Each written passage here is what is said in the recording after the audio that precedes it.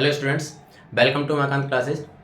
Students, आज हम एक नया टॉपिक स्टार्ट करने वाले हैं बेटा। और अब हम स्टार्ट करते हैं चैप्टर फर्स्ट। ठीक है, आपका चैप्टर फर्स्ट क्या है? Number system. और ये आपका नहीं, ये तो हर मतलब चाहे मैं किसी भी एक तरह से क्लास की बात कर लूँ या फिर किसी भी कंपटीशन एग्जाम की बात कर लूँ, नंबर सिस्टम एक ऐसा टॉपिक है जो पहला चैप्टर होता है सभी का, क्योंकि पूरी की पूरी मैथमेटिक्स इसी पर टिकी होती है। इवन अरिथमेटिक और अरिथमेटिक के अलावा दूसरी जो ब्रांच है इसकी मैथमेटिक्स की, वो भी इंडिविजुअली इस पर डिपेंड है। ठीक है, तो नंबर सिस्टम सबसे ज़्यादा इंपॉर्टेंट रखता है। ठीक है, तो चलो आज हम इसको स्टार्ट करते हैं। देखो, आपको पता है कि हम जब भी कोई टॉपिक पढ़ते हैं तो कैसे पढ़ते हैं? सबसे पहले तो हम देखते हैं क्या उसका इंट्रोडक्शन। ठीक है, तो इसका भी हम सेम उसी तरह से पढ़ेंगे कि एक एक करके हम इसके टर्म्स देखेंगे कि एक एक टर्म्स क्या है इसकी, उसके बाद में हम चैप्टर स्टार्ट करेंगे। ठीक है, पैटर्न आपको पता है कि हम कैसे पढ़ते हैं, पहले इंट्रोडक्शन बाद में क्वेश्चंस। ठीक है, देखो नंबर सिस्टम, या फिर अगर मैं इसे हिंदी में कहूँ तो संख्या पद्धति। ठीक है, अब देखो एक चीज मैं आपको बता दूं, क्लियरली बताऊं मैं आपको। जैसे आजकल एक सॉन्ग ट्रेंडिंग में है, सिस्टम सिस्टम, है ना? डोंट माइंड, बट मुझे वो सॉन्ग इतना ज़्यादा नहीं है ध्यान, ना ही मैंने उतना ज़्यादा सुना है। बट सिस्टम करके कोई एक सॉन्ग चल रहा है और वो बहुत ट्रेंडिंग में भी है और आजकल बच्चों में उसका बहुत तगड़ा क्रैश भी है। ठीक है, तो देखो हम बात करेंगे उसी सिस्टम से, मैं आपको कनेक्ट करूंगा यहाँ पर। ठीक है, नंबर सिस्टम की हम बात करते हैं, तो चलो पहले मैं एक एक करके नंबर की और सिस्टम की एक एक करके इन दोनों की अलग अलग बात कर देता हूँ, उसके बाद में मैं नंबर सिस्टम की बात करूंगा। तो देखो सबसे पहले तो मैं बात करता हूँ किसकी? नंबर की।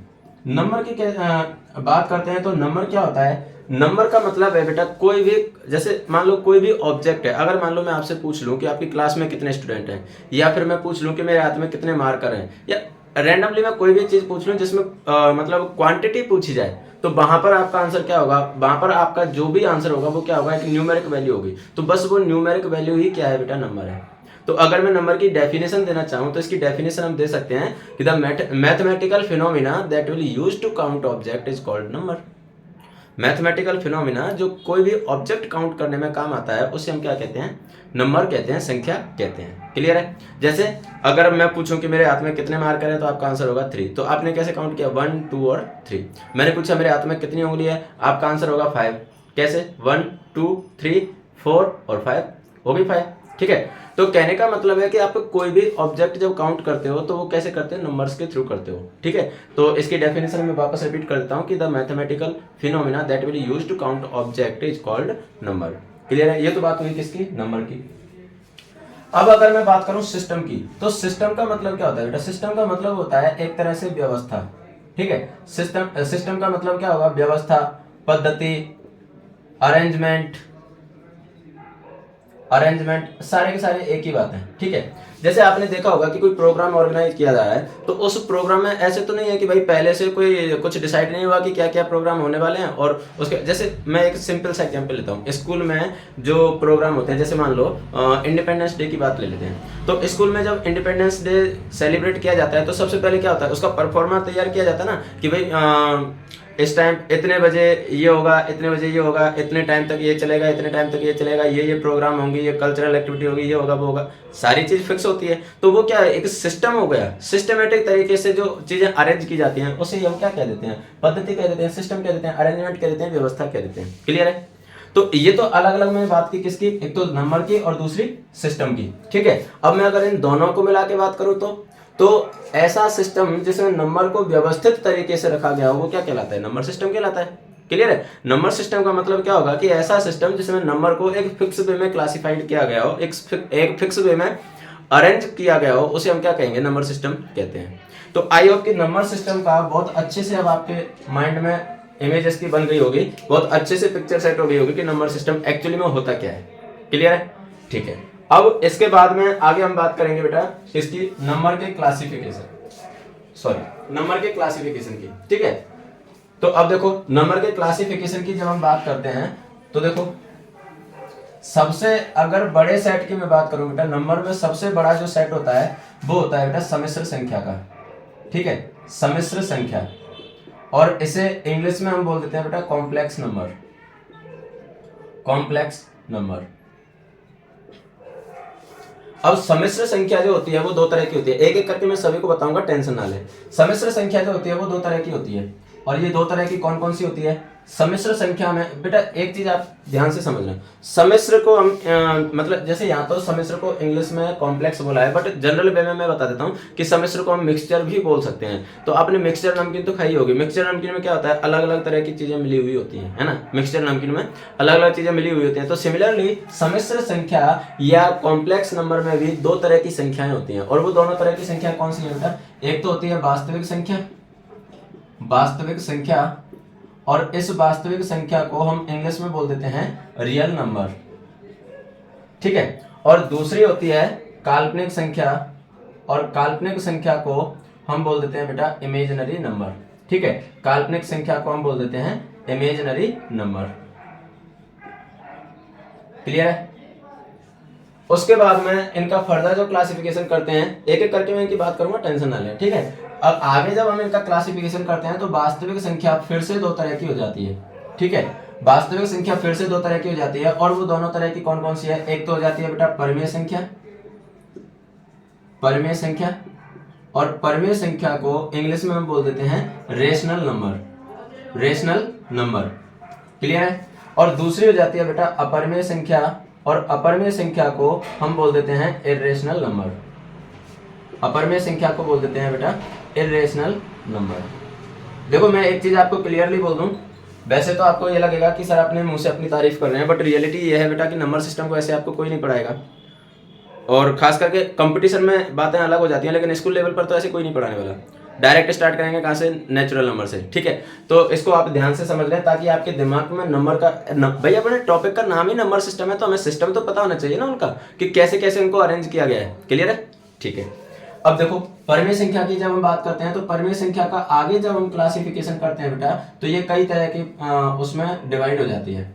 जैसे फॉर एग्जाम्पल देखो, फॉर एग्जाम्पल अगर मैं बात करूं तो जैसे प्राकृत संख्या है, पूर्ण संख्या है, और उसके बाद में पूर्णांक संख्या है, और दशमलव संख्या है, उसके बाद में भिन्न संख्या है, ठीक है। ऐसे करके और भी बहुत सारे इसके क्लासिफिकेशन हो जाते हैं, ठीक है। अगर मैं इनकी इंग्लिश में बात करूं तो प्राकृत को इंग्लिश में बोल देते हैं बेटा नेचुरल नंबर, पूर्ण को बोल देते हैं होल नंबर, पूर्णांक को बोल देते हैं इंटीजर नंबर, और दशमलव को बोल देते हैं डेसिमल नंबर, और भिन्न को बोल देते हैं फ्रैक्शनल नंबर, फ्रैक्शनल, इसको भिन्नात्मक बोल देते हैं हिंदी में, और इंग्लिश में फ्रैक्शनल नंबर बोल देते हैं, ठीक है।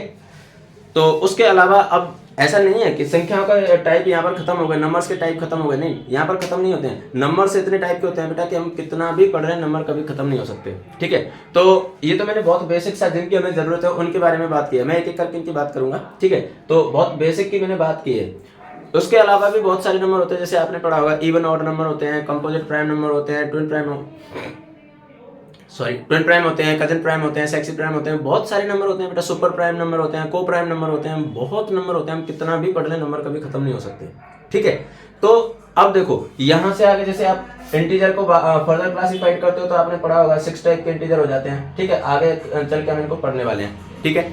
तो 6 टाइप के कौन से हो जाते हैं इंटीजर में आपने पढ़ा होगा कि positive integer, negative integer, zero integer, non negative integer, non positive integer और नॉन जीरो इंटीजर, ये टोटल 6 टाइप के इंटीजर हो जाते हैं, ठीक है। तो ऐसे करके इनका क्लासिफिकेशन हम करते हैं। अब हम एक एक करके नंबर को पढ़ना स्टार्ट करते हैं, ठीक है।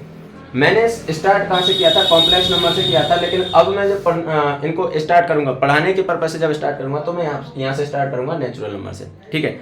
अब देखो नेचुरल नंबर की जब मैं बात करता हूं तो नेचुरल नंबर का एक और नाम होता है बेटा काउंटिंग नंबर, ठीक है। गिनती की संख्या, हिंदी में बोलो तो गिनती की संख्या, और इंग्लिश में बोलो तो काउंटिंग नंबर, हिंदी में गणन संख्या भी इनको बोल देते हैं। अब आप एक चीज समझना, जैसे मैंने अभी अभी आपसे क्वेश्चन किया था कि मेरे हाथ में कितने मार्कर हैं, तो आपने क्या बोला था कि सर 3 मार्कर हैं। कैसे पता चला कि सर 1, 2 और 3?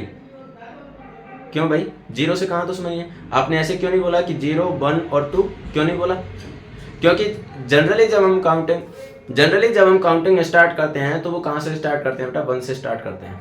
जनरली बात कर रहा हूं मैं, तो जनरली काउंटिंग यानी गिनना जब स्टार्ट करते हैं तो हम 1 से स्टार्ट करते हैं, 0 से स्टार्ट नहीं करते हैं। यही वजह है कि नेचुरल नंबर को गिनती की संख्या यानी गणन संख्या या काउंटिंग नंबर बोलते हैं, क्योंकि काउंटिंग हम स्टार्ट कहाँ से करते हैं, 1 से, और नेचुरल नंबर भी कहाँ से स्टार्ट होते हैं, 1 से स्टार्ट होते हैं, ठीक। तो नेचुरल नंबर या काउंटिंग नंबर की जब मैं बात करता हूं तो बेटा ये कहां से स्टार्ट हो गए, 1 से, और 1 से लेके इन्फिनिटी तक जाएंगे, यानी 1 2 3 4 एंड सो ऑन कंटिन्यू चलते जाएंगे, ठीक। तो ये तो किसकी बात हो गई, काउंटिंग नंबर की। ठीक, उसके बाद में हम बात करते हैं पूर्ण संख्या यानी होल नंबर। अब बात ये आ गई कि जैसे मैंने बोल दिया ठीक है 1 से स्टार्ट कर रहे हैं, कोई दिक्कत नहीं है, मैंने 1 से स्टार्ट कर लिया तो 1 2 3 मार्कर हो गए, कोई प्रॉब्लम नहीं है। लेकिन अगर मान लो ऐसी सिचुएशन हो जाए कि मैंने ये 3 मार्कर थे और 3 मार्कर मैंने इस हाथ से इस हाथ में ले लिए, अब मेरे इस हाथ में कितने मार्कर बचे, तो आपके पास, अगर आपको होल नंबर नहीं पता, अगर आपको 0 नहीं पता, तो फिर आप कैसे बोलोगे कि मेरे हाथ में कितने मार्कर हैं? आप बोलोगे सर कुछ भी नहीं है। तो कुछ भी नहीं है, ये तो हिंदी का वर्ड हो गया भाई, मैथमेटिक्स में कुछ भी नहीं है को क्या बोलोगे? समझ में आया? तो आपने हिंदी में तो बोल दिया कि कुछ भी नहीं है, लेकिन जैसे मैथ्स में आपने बोला कि ये 1 है 1 है, तो ऐसे ही इसको आप क्या बोलोगे कि मेरे हाथ में कितने मार्कर हैं? तो उसके लिए आर्यभट्ट ने क्या किया, 0 का आविष्कार किया था। ठीक है, 0 को खोजा था। तो जब आर्यभट्ट ने 0 को खोजा था, तो फिर 0 को जब इनके साथ में मिला दिया, प्राकृत के साथ में यानी नेचुरल के साथ में 0 को मिला दिया, तो 0 1 2 एंड सो ऑन, ये सारे नंबर मिलके यानी नेचुरल नंबर के सेट में जब मैंने 0 को मिला दिया, तो बेटा कौन से नंबर बन गए, होल नंबर बन गए। ठीक है, ओके। उसके बाद में आते हैं पूर्णांक पर। अब मैं आपको एक चीज समझाता हूं, जैसे मान लो मैं मार्केट गया, ठीक है, और मेरे पास रुपए हैं कितने, 100 रुपीज। ठीक है, मेरे पास 100 रुपीज हैं और मुझे एक कोई आइटम पसंद आया शॉप पर, ऐसे मान लेते हैं कि चलो मुझे एक चॉकलेट पसंद आई। ठीक है, मुझे एक चॉकलेट पसंद आई, लेकिन प्रॉब्लम यहाँ हो गई कि मेरे पास तो है 100 रुपीज और उस चॉकलेट की प्राइस है वो कितनी है बेटा, 120 रुपीज है। ठीक है, 120 रुपीज है।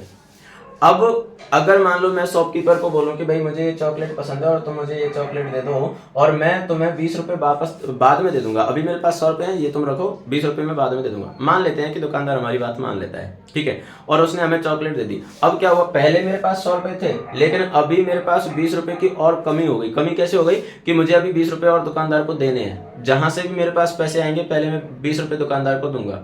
तो मेरे पास जो 100 रुपए थे वो तो चले गए, अभी मेरे पास रुपए नहीं है। इवन और जो रुपए मेरे पास आएंगे उनमें से भी मुझे 20 रुपए देने हैं, मतलब अभी मैं 20 रुपए के लॉस में चल रहा हूँ। तो 20 रुपए के लॉस में चल रहा हूँ, जब मेरे पास 20 रुपए की कमी है, उस कमी को दर्शाने के लिए जो नंबर निकाले गए बेटा वो कौन से थे, नेगेटिव नंबर थे। ठीक, तो जब नेगेटिव नंबर को होल नंबर में शामिल कर दिया, तब जो नंबर बने बेटा वो कौन से हो गए, इंटीजर नंबर यानी पूर्णांक संख्या। तो पूर्णांक संख्या के लिए मैं बोल सकता हूँ बेटा कि जब हम होल नंबर में माइनस वाले नंबर भी शामिल कर रहे हैं, यानी माइनस इन्फिनिटी की ओर से चलते आए हैं और -3 -2 -1 0 1 2 3 एंड सो ऑन और प्लस इन्फिनिटी की ओर जाएं, तब जो नंबर बनते हैं वो कौन से होते हैं बेटा, इंटीजर नंबर बनते हैं। क्लियर है? उसके बाद में हम बात करते हैं डेसिमल नंबर की। तो डेसिमल से तो आप बहुत अच्छे से परिचित हो, जहां पर पॉइंट दिख जाए वहां पर क्या आ जाता है बेटा, डेसिमल नंबर हो जाता है। डेसिमल नंबर का मतलब होगा कि कोई नंबर होगा और उसके साथ में कोई ना कोई उसका पार्ट होगा। ठीक है, तो जैसे आपने लिख दिया 7.81, ठीक है, तो ये क्या हो गया, डेसिमल नंबर हो गया। और उसके बाद में फ्रैक्शन को आप जानते हो, जब दो नंबर को रेशियो की फॉर्म में लिखा जाता है तो उसे हम क्या बोल देते हैं बेटा, फ्रैक्शन बोल देते हैं। यानी जैसे मैंने लिख दिया 3/8, तो ये क्या हो गया, फ्रैक्शनल नंबर हो गया। ठीक है, तो ये तो बात हो गई सारे के सारे इन संख्याओं की।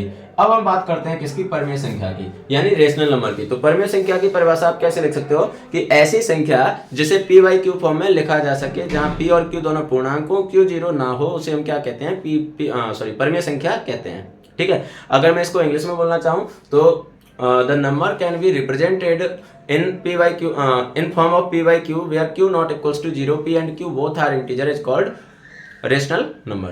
क्लियर है? तो इसमें आपको 3 कंडीशन ध्यान रखनी है। ठीक है, 3 कंडीशन कौन सी है, मैंने आपको पहले भी बताया, क्लासरूम में भी बताया कि p बाई क्यू फॉर्म होनी चाहिए, q नॉट इक्वल्स टू 0 होना चाहिए, p एंड q ये दोनों क्या होने चाहिए बेटा, p एंड q दोनों क्या होने चाहिए, इंटीजर होने चाहिए। अगर ये तीनों कंडीशन कंप्लीट हो रही हैं तो फिर वो नंबर कौन सा हो जाएगा, रेशनल नंबर हो जाएगा, परमेय संख्या हो जाएगी। क्लियर है? अब जैसे परमेय संख्या की बात की, इसका जस्ट अपोजिट क्या हो जाएगा बेटा, अपरमेय संख्या। The number can not be represented in p by Q form where p and q both are integer और q not equals to 0 is called irrational number. Clear? तो आई होप कि rational और इर्रेशनल ये दोनों भी आपके clear हो चुके होंगे। ठीक, अब हम बात करते हैं वास्तविक संख्या की, यानी रियल नंबर की। रियल नंबर के जब हम बात करते हैं तो बेटा आप एक चीज समझ लो, अब तक जितनी संख्याएं आपने पढ़ी हैं, मैं 9th और 10th क्लास वाले बच्चों से बात कर रहा हूँ, ठीक है, क्योंकि कंपटीशन वालों ने तो ऑब्वियस सी बात है कि ये पढ़ी होंगी, बट मैं 9th 10th वाले बच्चों से बात कर रहा हूँ। तो अब तक जितनी आपने संख्या पढ़ी है वो सारी की सारी क्या है बेटा, वास्तविक संख्या है। आप बस दिमाग में एक चीज सेट कर लो कि ऐसी संख्या जिसमें अंडर रूट के अंदर माइनस आ जाए वो संख्या वास्तविक नहीं होगी, बाकी सारी संख्या क्या होती है बेटा, वास्तविक संख्याएं होती हैं। तो अब बात आती है कि इसकी डेफिनेशन हम क्या दें वास्तविक संख्या की। तो बेटा डेफिनेशन आप दे सकते हो कि the number can be represent on number line. ऐसे नंबर जिसे नंबर लाइन पर रिप्रेजेंट किया जा सके वो तो क्या होंगे बेटा, वास्तविक संख्या होंगी, रियल नंबर होंगे, ठीक है। या फिर आप ये भी बोल सकते हो कि set of rational and irrational number is called real number, आप ये भी बोल सकते हो। यानी परमेय और अपरमेय संख्या का समूह क्या कहलाता है, वास्तविक संख्या कहलाती है, ठीक। अब बात आती है काल्पनिक संख्या। तो मैंने क्या बोला था कि अंडर रूट के अंदर माइनस नहीं आ जाना चाहिए, उसके अलावा सारी संख्याएं क्या हैं, वास्तविक है। तो इसका मतलब सीधा सा है कि जब अंडर रूट के अंदर माइनस आ गया इसका मतलब वो कौन सी संख्या हो गई बेटा, काल्पनिक हो गई। अब वो संख्या काल्पनिक क्यों होती है उसका सीधा सा तरीका बताता हूं मैं आपको। सीधी सी बात है कि आप किसी भी संख्या का, चाहे संख्या पॉजिटिव हो चाहे संख्या नेगेटिव हो, उसका अगर आप स्क्वायर करते हो तो स्क्वायर हमेशा कैसा आता है बेटा, पॉजिटिव आता है। क्यों आता है, जैसे मान लो आपने -4 का स्क्वायर किया तो -4 के स्क्वायर का मतलब क्या होगा, -4 इंटू -4, और आपको पता है माइनस से माइनस कैंसिल हो जाता है तो आंसर कितना आ जाता है, 16। मतलब आप किसी का भी स्क्वायर कर लो हमेशा आंसर कैसा आना है, पॉजिटिव ही आना है, ठीक है। चाहे पॉजिटिव का स्क्वायर करो तब भी पॉजिटिव आएगा, नेगेटिव का करो तब भी पॉजिटिव आएगा, क्लियर है। तो अब जस्ट हम इमेजिन कर लेते हैं कि क्या हो अगर किसी का स्क्वायर नेगेटिव आ जाए। तो भाई इमेजिन तो हम कर ही सकते हैं ना, मैथमेटिक्स में तो इमेजिन करना चलता है, माना कि दिस, ठीक है। तो अब क्या हो अगर मान लो किसी का स्क्वायर नेगेटिव आ जाए। तो माना कि ये चीजें पॉसिबल नहीं है पर हमें सोचने में क्या जा रहा है भाई, हम तो कुछ भी सोच सकते हैं, है ना। मैथ्स और साइंस में तो काम ही है ये कि हम तो कुछ भी सोच सकते हैं, सोचने में क्या जा रहा है। बस आप ये मत सोच लेना कि माना कि मेरे 100 नंबर आ गए तो बस मुझे मेहनत नहीं करनी क्योंकि मेरे तो आ गए 100 नंबर, ऐसे नहीं, ठीक है। तो हमने सोच लिया कि स्क्वायर अगर नेगेटिव आ जाए तो क्या होगा। तो बेटा स्क्वायर नेगेटिव आ जाए ये चीज प्रैक्टिकली तो पॉसिबल नहीं है, क्योंकि स्क्वायर आप करोगे तो चाहे पॉजिटिव हो चाहे नेगेटिव हो स्क्वायर तो पॉजिटिव ही आना है। तो प्रैक्टिकली तो ये चीज पॉसिबल नहीं है, लेकिन हम सोच लेते हैं तो सोचने वाली संख्या क्या आ जाती है फिर, काल्पनिक। भाई कल्पना हो जाती है वो तो कि माना कि ऐसा हो जाए तो, है ना, वो तो कल्पना हो गई ना। भाई मान लो अभी मेरी एग्जाम हुई नहीं है और मैं मान लो कि मेरे मैथ्स में 100 आउट ऑफ 100 मार्क्स आ गए, तो वो तो एक तरह से कल्पना हुई ना, इमेजिनेशन हुई ना। तो बस इमेजिनेशन जिनके हम कर रहे हैं वो क्या होती है बेटा, काल्पनिक नंबर होते हैं, यानी इमेजिनरी नंबर होते हैं, क्लियर है। अब बात आ जाती है कि कॉम्प्लेक्स नंबर क्या होता है। तो इन दोनों का मिला हुआ रूट। अब आपको एक चीज और बता दूं, काल्पनिक नंबर में अंडर द रूट -1 इसको हम बोलते हैं आयोटा, आई से डिनोट करते हैं। यानी अगर मान लो मैं बोल रहा हूं कि अंडर द रूट -16 मैंने लिख दिया, तो आपको पता है कि अंडर रूट 16 की वैल्यू तो कितनी होती है, 4। और चलो ठीक है, मैं इसको समझाने के लिए थोड़ा सा इसको इरेज करके थोड़ा सा आपको इंट्रोडक्शन इसका दे देता हूं ताकि आपको कंफ्यूजन ना रहे। देखो जैसे मान लो मैंने लिखा अंडर द रूट -16, ठीक है। तो क्या मैं इसको ऐसे लिख सकता हूं, under root 16 into under root -1, ऐसे लिख सकता हूं, कोई प्रॉब्लम नहीं है। और मैंने अभी अभी बताया कि अंडर रूट -1 की वैल्यू क्या होती है बेटा, आयोटा होती है, ठीक है। तो आपको पता है कि अंडर रूट 16 की वैल्यू तो 4 होती है और अंडर रूट -1 की वैल्यू आयोटा होती है। तो इसलिए अंडर रूट -16 को आप क्या लिख सकते हो, 4 आयोटा लिख सकते हो। अब बात आती है कि आयोटा क्या बोला है, आयोटा का मतलब है बेटा अंडर रूट -1, यानी अंडर रूट के अंदर -1 आ जाए तो उसे हम आयोटा मान लेते हैं, जो इमेजिनरी नंबर होता है। बाकी फिर जो नॉर्मल नंबर बचता है, और इसको हमने ऐसे क्यों लिखा, क्योंकि आपको पता है कि अंडर रूट के दोनों पर अगर अंडर रूट लगाए तो आप उनको मल्टीप्लाई कर सकते हो। तो 16 इंटू -1 करोगे तो -16 आ जाएगा, क्लियर है। तो ये हुई बेटा काल्पनिक संख्या यानी इमेजिनरी नंबर। अब अगर मैं बात करूं कॉम्प्लेक्स नंबर की यानी सम्मिश्र संख्या की, तो सम्मिश्र संख्या में क्या होता है कि इमेजिनरी और रियल ये दोनों नंबर शामिल होते हैं। यानी मैं ये कह सकता हूं कि सम्मिश्र संख्या या कॉम्प्लेक्स नंबर में a प्लस आयोटा b ये वाली फॉर्म होती है, ठीक है, a प्लस आयोटा b। अब यहां पर a प्लस आयोटा b का क्या मतलब है, देखो इसको तो बेटा हम बोलते हैं रियल नंबर, भाई इसके साथ में आयोटा नहीं है तो इसको तो बोलेंगे रियल नंबर, और इसके साथ में आयोटा है तो इसलिए इसे बोलते हैं इमेजिनरी नंबर, इमेजिनरी नंबर। या नंबर की बजाय आप इसे पार्ट भी बोल सकते हो क्योंकि ये दोनों इस कॉम्प्लेक्स नंबर के पार्ट है। तो रियल पार्ट और इमेजिनरी पार्ट, क्लियर। अब आप देख पा रहे हो कि इसमें रियल नंबर भी आ गया, इमेजिनरी नंबर भी आ गया, इसलिए ये नंबर कौन सा हो गया बेटा, कॉम्प्लेक्स नंबर हो गया। ये था बेटा आपका नंबर्स का क्लासिफिकेशन, ठीक है। तो आई होप कि नंबर का क्लासिफिकेशन आपका क्लियर हो गया होगा, ठीक है। तो चलिए आज की क्लास को तो हम यहीं पर खत्म करते हैं। आज की क्लास में हमने क्या देखा बेटा, एक तो नंबर क्या होते हैं, सिस्टम क्या होता है, और फिर नंबर सिस्टम क्या होता है, ये चीजें हमने देख ली थी। उसके बाद में नंबर्स का क्लासिफिकेशन हमने देखा था। कल की क्लास में हम देखने वाले हैं नंबर के अलग अलग जो टाइप हैं उनको हम डिटेल्स में पढ़ने वाले हैं। टाइप नो डाउट हम यही पढ़ेंगे जो अभी हमने पढ़े थे, लेकिन उसके अलग अलग कौन कौन से टाइप और हो सकते हैं उनके बारे में हम कल की क्लास में करने वाले हैं। ठीक है, चलिए तो आज की क्लास को खत्म करते हैं और मिलते हैं कल की क्लास में नई जोश, नई एनर्जी, नई ऊर्जा और नए उमंग के साथ में। तो कल की क्लास देखना ना भूलें बेटा, क्योंकि कल हम जो नंबर्स हैं उनके टाइप को बहुत अच्छे से समझने वाले हैं। जैसे आपने आज देखा होगा कि क्लासिफिकेशन को हमने किस वे में देखा था। आई डोंट थिंक कि आपने कहीं पर ऐसे पढ़ा होगा। तो बेटा ऐसे ही चैनल के साथ में बने रहें ताकि आपको नई नई चीज़ें सीखने को मिलती रहें। चलिए तो मिलते हैं कल की क्लास में, और तब तक के लिए हंसते रहिए, मुस्कुराते रहिए, पढ़ते रहिए, खेलते रहिए और सफलता की ओर बढ़ते रहिए। Bye bye, thank you.